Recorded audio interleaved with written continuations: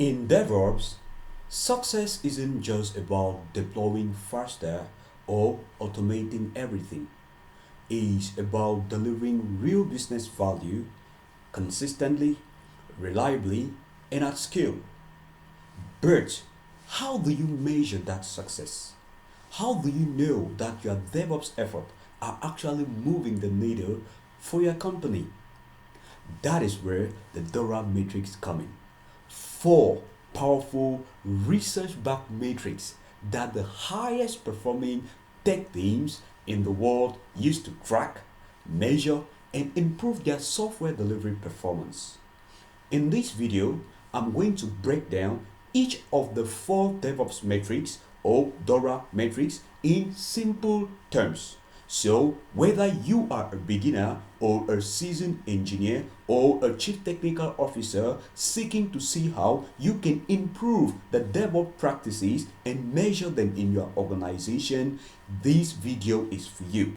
Before getting into the video, if you've not yet like, subscribe and comment this video, please do well right now. I am Tatapong Amazaya. I am a DevOps and cloud engineer and trainer, and in this video I will be showing you all what I've just said here right now. We are going to be looking at the DevOps success metrics or the DORA metrics. And DORA is just a short form for DevOps research and assessment. Now, what actually is DORA? Years ago, organizations were asking themselves, what makes something to be outstanding to deliver faster software, more reliable software than other organizations, software that meet business objectives and business goals? Why is it that some teams are performing far more than others? What are these teams that are performing excellently, making that other teams are not making, which are driving business goals and also which are getting their customers more satisfied than every other customers?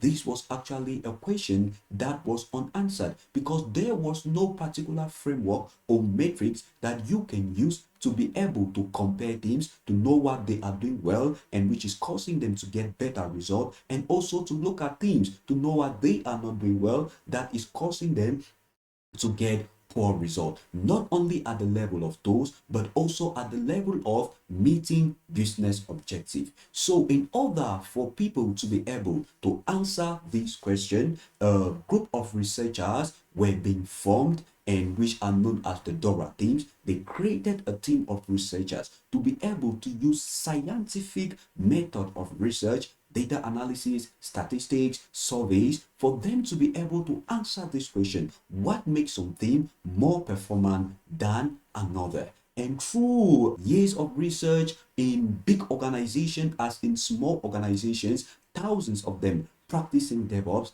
they came to realize that four metrics or four factors make some teams to be highly performant and which also at the same time make other teams to be low performant. So four key factors were indicator of top performance in teams, and this is the factors that came out to be called the DORA metrics. So the DORA metrics are just key indicators that top performing DevOps teams and businesses use to measure software delivery, performance, and also reliability. And this is very, very important because they help objectively measure the speed, how fast software teams deliver software, and also the quality of the software. It is not just about you delivering fast, but also the quality. Are they actually quality? Are they actually software that are meeting business objectives? Are they actually software that are performing? For example, if I want to develop a messaging application,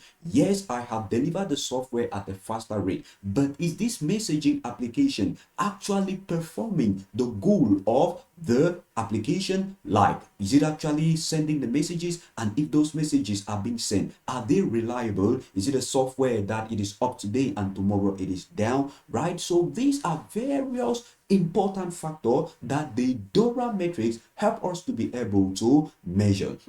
And these are also very, very important and indispensable, because by measuring these metrics, they guide teams to be able to align with business objectives. Whenever a software is being created or developed, it is for it to be able to solve a particular business problem or to meet a particular business goal. And it is through the DORA metrics that we can actually determine and see that this software, has it actually been able to meet the business goal? Has it actually lead to customer satisfaction? And also, are there operational excellencies in the various teams or organization where DevOps is being practiced? Because DevOps is there to solve a problem, and for you to actually know whether DevOps is solving this problem or not, the DORA matrix is here to be able to help you with that. So now, what are these key factors, or what are these 4 indicators that top DevOps teams use and which is causing them to be able to perform highly? Here we are going to see that the 4 metrics are deployment frequency, lead time for changes, change failure rate, and mid time to recovery. We are going to see all of these one by one. So let us start with deployment frequency. What is deployment frequency? The deployment frequency, it just measures how often your teams deploy successfully to production environment. Now, there are different type of teams, and depending on the frequency in which they deploy in production, they can be classified either as the elite, as the high, as the medium, or as the low. So high performing or elite teams, they deploy on demand, that is multiple times per day for high elite teams, right? So there are teams like Google, Netflix, Amazon, and all these big organizations that their deployment frequency is actually high, and on a single day they can deploy into the production environment multiple times per day. And now there are other teams that they can deploy between once per day and also once per week. And these kind of teams, they are what we call high performers when it comes to deployment frequency. And there are also other teams that can deploy between once per week and also once per month. And these teams are known as the medium teams. And also on the same hand, there are also other teams that can deploy between once per month and even once every 6 months. And these teams have a deployment frequency of low. Now, deployment frequency shows the rate at which customers or organizations are able to deliver faster software. Teams that deliver have allied deployment frequency. It means that they are capable of delivering software at a very higher rate. They are capable of solving users' problems, responding to outages, failure in production or in their software at a very higher rate. But teams that they take maybe between once per week to be able to successfully deploy in production, it means that these teams, they do not actually deploy, or they do not actually deliver faster software. They actually do, but not as compared to the elite teams. No, to the but higher than the medium teams. So this is it. So higher frequency means faster and reliable delivery, and lower frequency means lower and unreliable delivery. So this is it here about the deployment frequency. We are now going to look at the next metrics, which is the mean time, which is the lead time for changes. Now, when we are talking about the lead time for changes, it is the time it takes from committing code to that code running in production, right? Now, so if, for example, let us say that you are working on a particular project, and the developers are working on their machine. So you have this developer here. He is here, he's writing the application code on his machine that is locally, and after he's written the application code, maybe to perform whatsoever duty or functionality it has to perform, it will now commit this code into a central repository. When that code is being committed into a central repository, it is going to be merged with other code that other developers have written. And when this code is merged, what is going to be done? There are some tests that will be performed on this code, like static analysis tests. And after after all these tests have been performed, and the code will also be reviewed by human reviewers depending on the teams. And after all this has been done, what is going to happen? The code is going to be built, and when the code is going to be built, it is now going to be deployed in the staging environment, where more additional tests like unit tests, functional tests, integration tests, user acceptance tests are also going to be performed.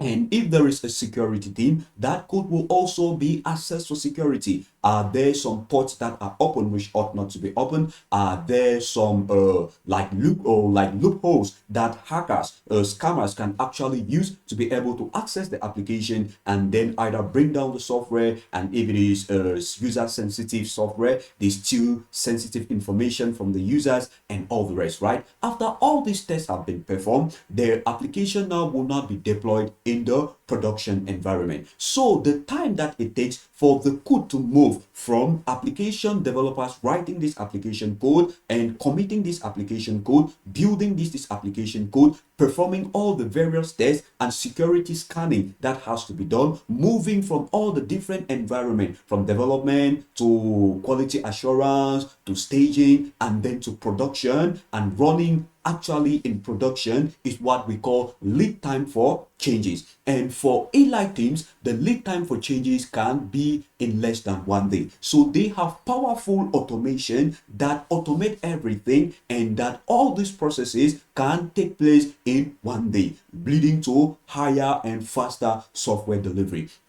So you are going to see that lead time for changes always work in collaboration with deployment frequency. For software teams that have a higher lead time for changes, they will also have higher deployment frequency. But for software that have lower lead time for changes, their deployment frequency will also actually be low. And when all these factors are low, the users are like, the time for software delivery is going to be long, and also solving problem or breakages in production is actually going to be high, right? So this is very important. For allied teams, it's going to take them less than 1 day for them to be able to commit code and that code actually running in production. And for high performing team, it is going to take them between 1 day and 1 week for this application code that they have committed in from the local to be actually running in production. And for medium teams, it is going to take them between 1 week and 1 month for the code that has been committed to run in production. And then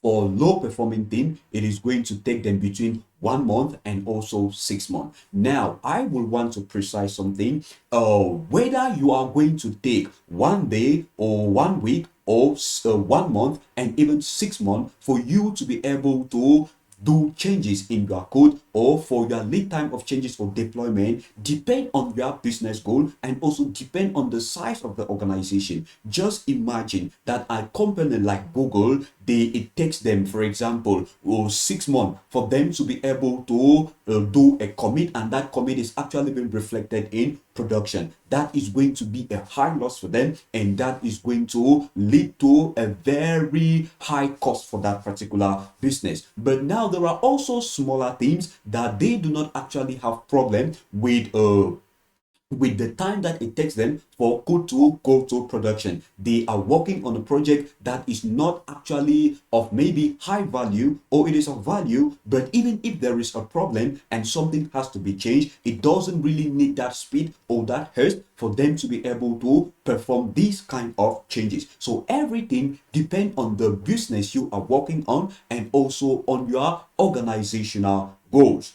right? But all these metrics are here to help you to see how well you are practicing DevOps and also how well you are delivering value to your customers or to your stakeholders, right? This is very important. So short lead time is going to lead to faster innovation and iteration, and high lead time is going to lead to slower innovation and iteration. So the more you deploy code in production, you are going to actually get more feedback. You're going to get feedback faster, and when you get faster feedback, you will now be able to correct what is wrong, and then you will be able to improve and satisfy your customers adequately. But the more time you take for you to be able to do that, the less you'll be able to innovate, detect problems in production and in all the various environments, and be be able to solve all these problems. Now, the next metrics that we are going to be looking at is the mean time to recovery, also known as MTTR. So what is the mean time to recovery?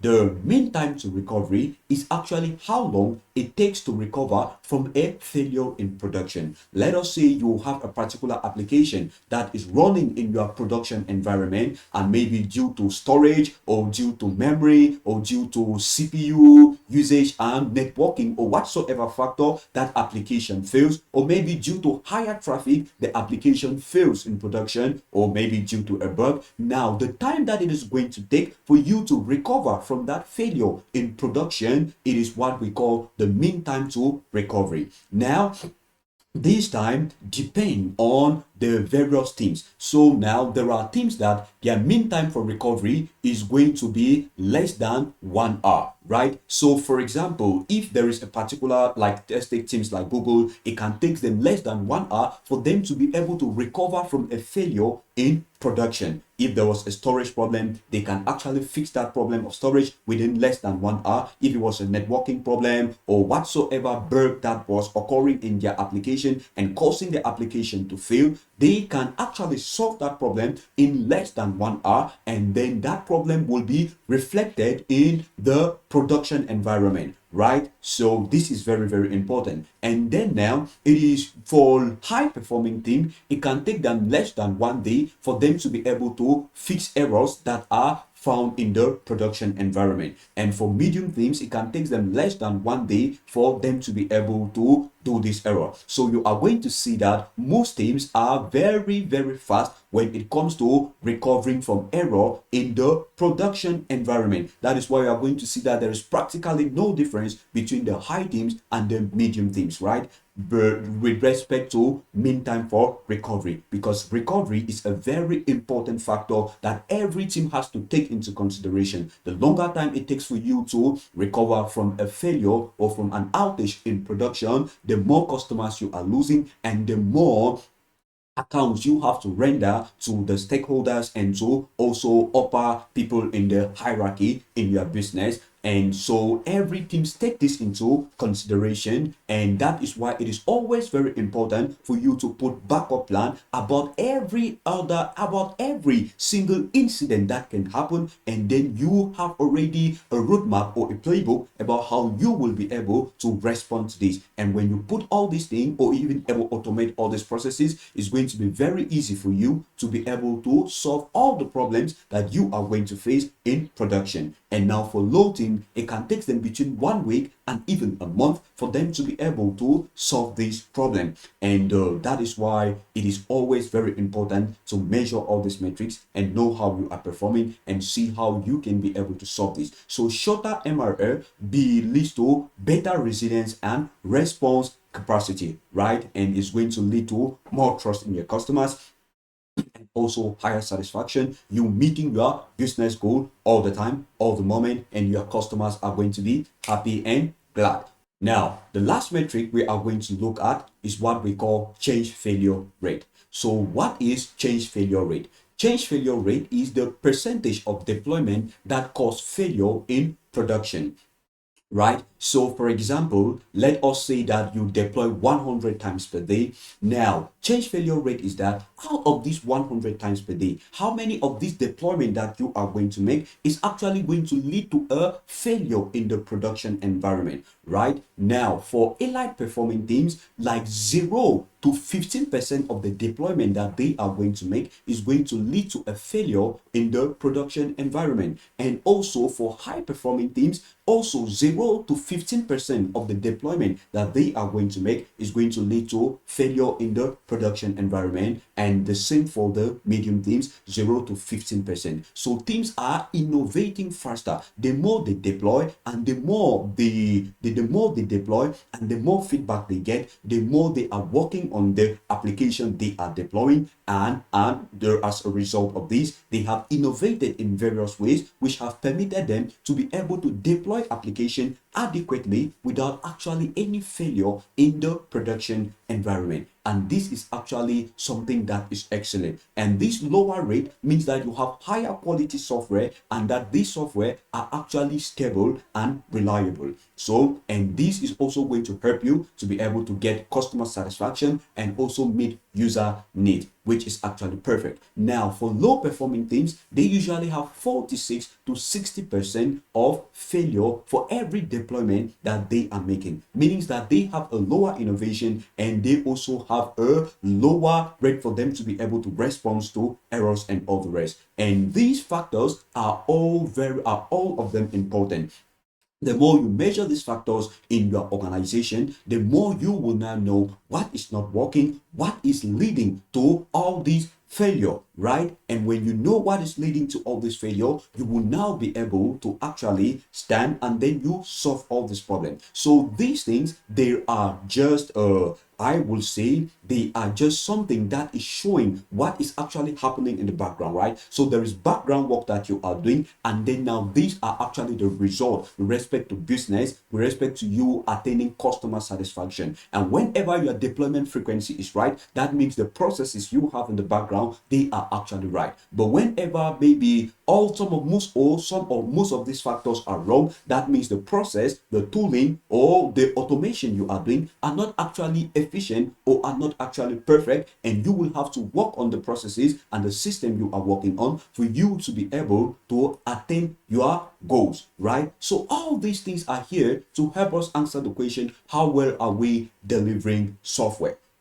And as I said earlier, everything depends on the team you are working on and also on the goal you will want to attain. There are some teams that they are more focusing on the change failure rate, and there are also some teams that the time to restore is of most importance to them, and there are teams that the deployment frequency and the lead time for change is of most importance to them. But generally, all these tools are very important, and the more you measure them and the more you work on the data you are going to get from these, the more you will be able to measure adequately and also speak adequately about how you are performing DevOps. Now, I would want you to know that these are not only the things that actually determine success in every DevOps teams, but these are very important and they are very essential. When you get this right, you will get almost everything right. So, having known all this, it is now important for you and your team to sit down and then put in place measures that can permit you to be able to track your deployment frequency, your lead time for changes, your time to restore services, and also your change failure rate. You track these all the time and every sprint. And when you track all this, you are now going to get data that is now going to permit you to make that decision. Whether you are an elite performer, you are a high performer, you are a medium performer, or you are a low performer. And then now you are also going to see if you are an allied performer, does it meet your goal? Does it meet your business objective? Or does it meet your expectation or your user requirement? And if that meets your goal and your expectation, then you are doing well, and kudos to you and your team. But now, if your goal is to be able to deliver at a high rate or even at an elite rate, and you, after taking all the research and analyzing all the data you've gotten, you've seen that you are performing at a low or a medium rate, that means you are underperforming. And now it is for you to be able to seek out what you can do for you to be able to top up and also meet your business objective and also meet your business goal. Maybe at the moment you are performing well, you are doing well, but there is also a need for improvement. If you are performing high and you can actually perform elite, what is it going to do to your business, right? What is it going to do to your users? How is it going to boost your personnel and also your team? So there is always a room for innovation for you to be able to do things far more bigger and more excellent. And if you need somebody for you to be able to help you actually implement these practices in your organization, don't be reluctant to get to me. Contact me using the an email that is found in the description, and I will see how I can be able to help you and implement such practices in your team. Thank you very much for watching this video. If you found this video interesting, please do well, like and comment this video. See you in our next video, DevOps and Cloud Voice.